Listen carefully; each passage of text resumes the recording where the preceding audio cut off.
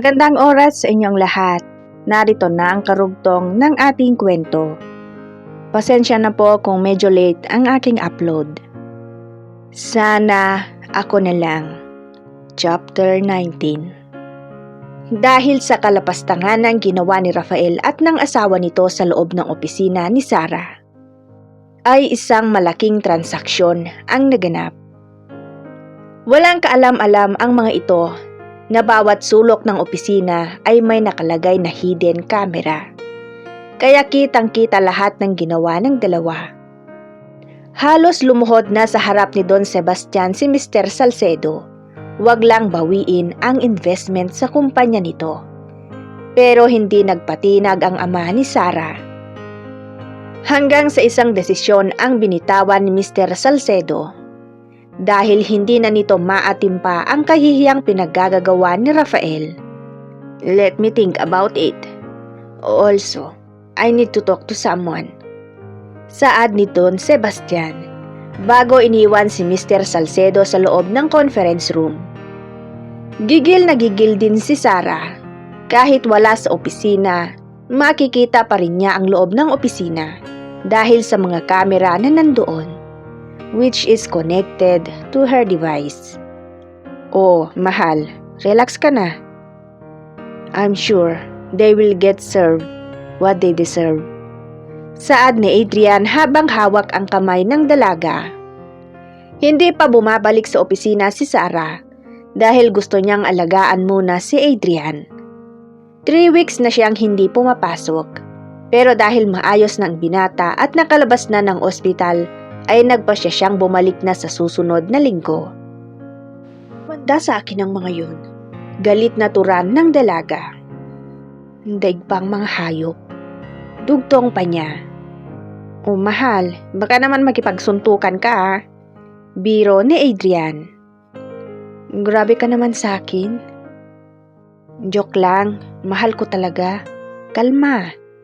Nakangiting saad ni Adrian sa kaniyakap ang dalaga. Boses ng kasambahay ang umagaw sa kanilang atensyon habang magkayakap. Senyorito, landline call po, importante raw. Saad ng kasambahay na dala-dala ang wireless telephone. Mahal, sandali lang ha. Paalam ng binata.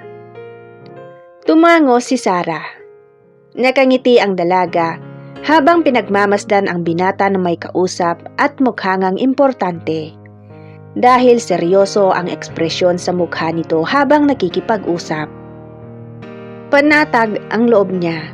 Hindi katulad kay Rafael noon na kakaiba ang mga ngiti. Tuwing may kausap sa cellphone at lagi siyang sinasakluban ng kaba.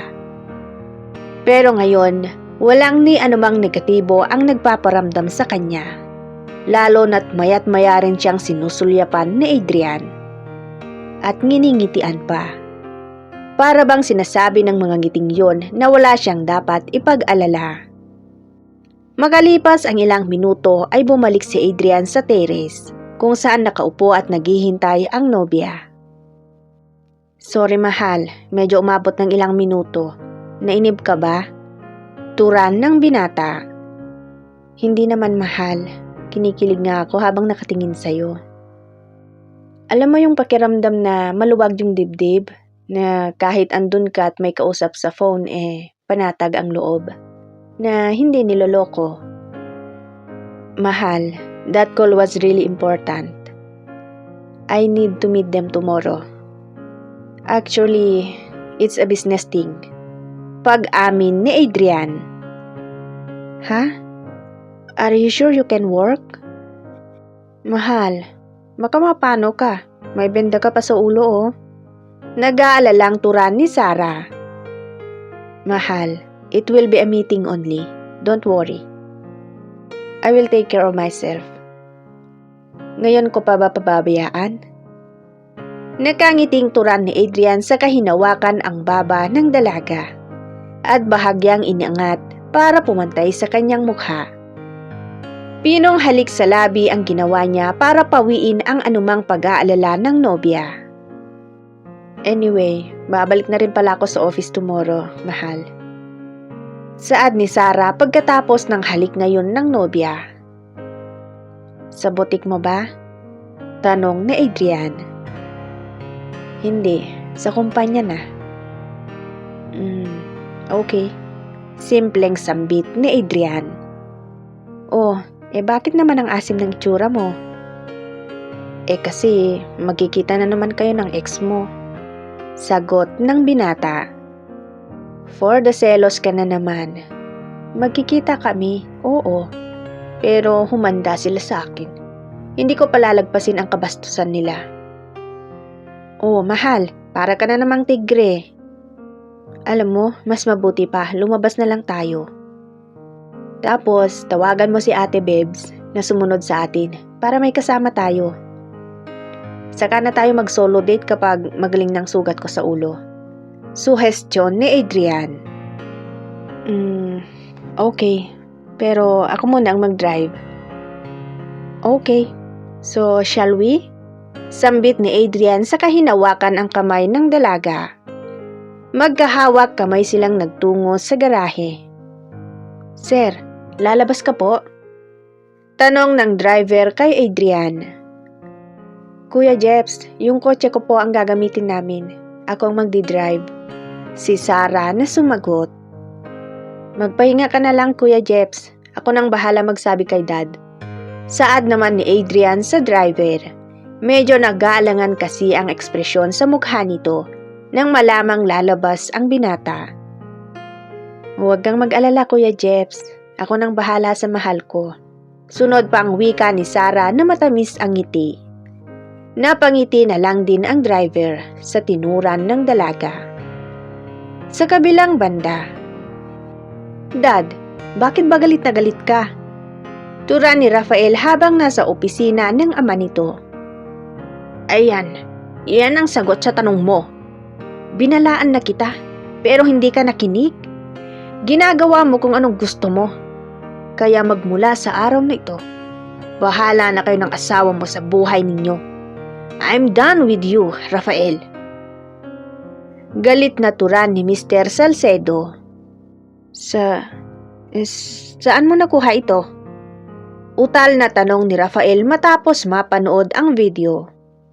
Kay Mr. Sanchez, footage ng hidden camera sa opisina ni Sarah. I don't know what to say anymore, Rafael.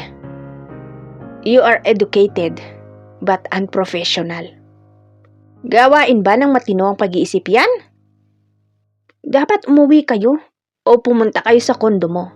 Kahit maghapon magdamag kayong gumawa ng ganyan. Galit na turan ni Mr. Salcedo. Dad, gumanti lang naman ako dahil sa ginawa sa akin ni Sarah. She slapped me. Depensa ni Rafael. And you deserve that slap. Dapat ikaw na lang ang nabagok ang ulo eh. Baka sakaling tumino-tino ang isip mo. Hindi na napigilan ni Mr. Salcedo ang galit kay Rafael. Ibang-iba ka sa mga kapatid mo. And if you will not change, your life will be miserable. Your family has no future in you. Dugtong pa nang doon sa kainiwan ang lalaki. Pabalibag nitong sinara ang pinto. Nakuyom ni Rafael ang kanyang kamoo at nagtatagis ang ngipin dahil sa inis. Hindi nito akalain na may surveillance camera ang opisina ni Sarah. Sa sobrang inis ay nasuntok nito ang lamesa, saka lumabas mula sa opisina ng ama. Habang ang isa ay galit na galit, gustong manakit. Ang isa naman ay masayang masaya kasama ang taong mahal at nagmamahal sa kanya. I remember when we were in Tagaytay. Ganito tayo habang naglalakad. Wika ni Adrian habang magkahawak kamay silang naglalakad sa isang park. Wait, hindi mo pa rin sinasabi sa akin ang sikreto ninyo ni Ate Bebs Mahal, may sasabihin ako, pero hindi mo na ang sikret namin. Kanino ko pa gustong gawin pero naisip ko na yayain ka na lang lumabas. Saad ni Adrian saka huminto sa paglalakad at humarap sa dalaga. May mangilan-ngilan na tao sa park. Some are couple like them. Noon lang napagtanto ni Sarah na nasa gitna sila ng park. Bebe girl! Fafa A! Yuhu! I'm here! Sigaw ni Bebeng na kumuha sa atensyon ni Sarah. At yun naman ang sinamantala ng binata para gawin ang isang bagay. Adrian? Anong ginagawa mo? Bakit ka nakaluhod? Usisa ng dalaga nang muling humarap. Hindi sumagot si Adrian. Bagkus ay tumingala at binuksan ang hawak na maliit na kahon. Natutop ni Sarah ang kanyang bibig nang tumambad ang kumikinang na diamond ring sa kanya. Sarah, hindi na ako makapaghintay pa. I want you to be mine, legally. Will you marry me? Ay, kinikilig ako. Sana all. Diretsahang turan ni Adrian as he is offering the ring. Nilingon ng dalaga si Bebeng. Maluha-luha ito dahil sa saya. Tumango-tango pa para ipabatid sa dalaga na suportado siya nito. Ngumiti si Sarah at may butil ng luha sa mga mata nang humarap muli kay Adrian at tumango. Yes, mahal. Sambit niya. Wala silang kamalay-malay na marami na ang nakiusyoso sa kanila. Dahil ng mga oras na iyon ay pakiramdam nila silang dalawa na lang ang tao sa mundo. Isinuot ni Adrian ang singsing sa daliri ni Sarah, saka tumayo at hinalikan sa noo ang dalaga. Pagkatapos ay mahigpit na niyakap. Tuluyan namang umiyak si Sarah dahil hindi niya lubos akalain na mararanasan niya ang ganitong bagay. Matapos siyang lokohin ng lalaking minsan niyang minahal ng totoo. Ngayon, nasa bisig na siya ng taong tunay na nagmamahal sa kanya. Ang lakas ko sa universe? Turan ni Bebeng na lumapit sa dalawa. Natawa si Adrian sa tinura nito. Congratulations, baby girl. Engaged ka na. Masayang bati ni Bebeng kay Sarah at saka niyakap. Salamat, Ate Bebs, saad ni Sarah. Simulat sa pool ay pinagtutulakan na ni Bebeng si Sarah kay Adrian. Mas gusto kasi nito ang binata para sa babae kaysa kay Rafael. So, tara na. Anyaya ni Adrian sa dalawang babae. Yes naman, ready na ang celebration. Sagot ni Bebeng. Ate Bebs, may kinalaman ka rito? Usisa ni Sarah. Mismo. Sorry ha. Kasi surprise nga, diba? Di bawal sabihin sa'yo. Sagot ni Bebeng na nag-peace pa sa dalaga. Kayo talagang dalawa. Pinagkakaisahan ninyo ako lagi. Baby girl, para naman sa ikasasaya mo ang ginagawa namin. Kaya halika na. Let's go. Turan ni Bebeng sa kahinila ang braso ng dalaga at iginaya palabas ng park. Sandali, Ate Bebs. Si Adrian dapat ang inaakay, hindi ako. Ikaw talaga? Pigil ng dalaga sa kabinalingan si Adrian. Sus, para-paraan. Ayaw lang mahiwalay sa jowa eh. Naku, gets ko ng mga ganyang galawan. Nakangiting turan ni Bebeng. Nagtawanan na lang din sina Adrian at Sarah. Saka sumunod kay Bebeng na naunang lumakad. Makalipas ang ilang sandali ay lulan na sila ng sasakyan. Siyempre si Sarah ang nagmamaneho. Fafa A, saan naman ang venue ng kasal ninyo? Tanong ni Bebeng na siyang bumasag sa katahimikan nila. Pag-uusapan pa namin ng mahal ko, pero may naisip na akong lugar.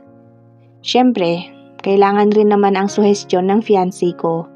Hindi naman pwede na ako lang ang magdesisyon. Tugon ni Adrian. Baby girl, paano na? Yung gown na dapat para sa'yo, binenta mo na. Baling ni Bebeng kay Sarah.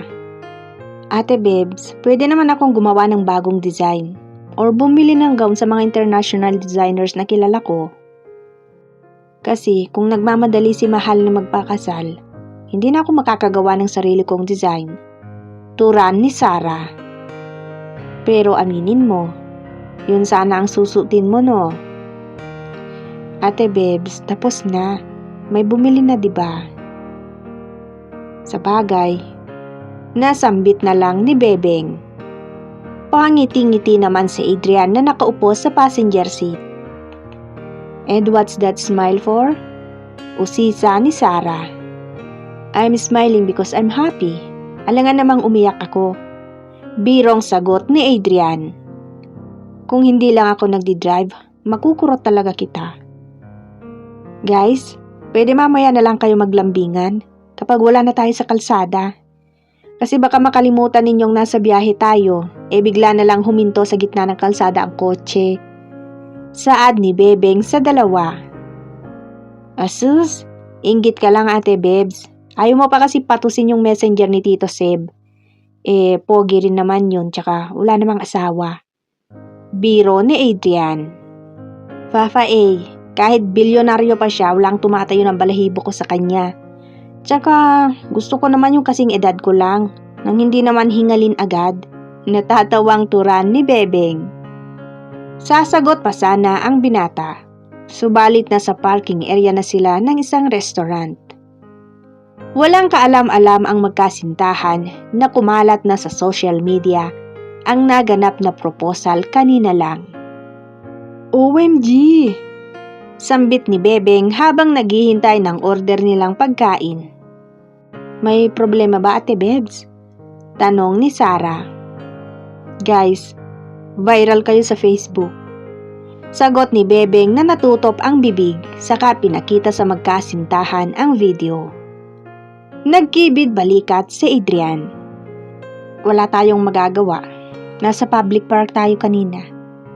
Turan nito na matamis ang ngiti. Sigurado, nakita na ito nila senyor. Lagot kayong dalawa. Wika ulit ni Bebeng.